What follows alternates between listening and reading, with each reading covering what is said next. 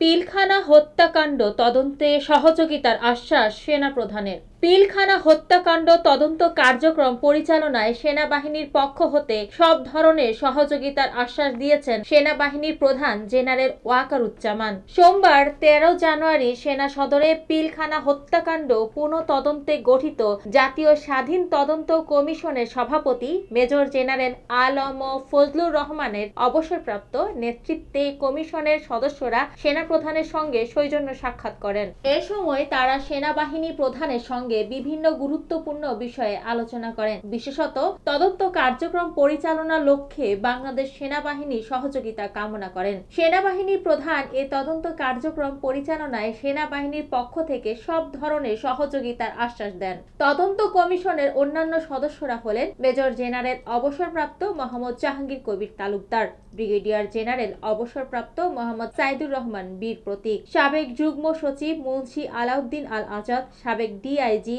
Doctor M Akbar Ali, Dhaka বিশ্ববিদ্যালয়ের রাষ্ট্রবিজ্ঞান বিভাগের সহযোগী অধ্যাপক মোহাম্মদ শরীফুল ইসলাম এবং জগন্নাথ বিশ্ববিদ্যালয়ের সহকারী অধ্যাপক মোহাম্মদ শাহনেয়াজ খান চন্দন। মৌমিতা তন্নি, জিবিসি টিভি, ঢাকা।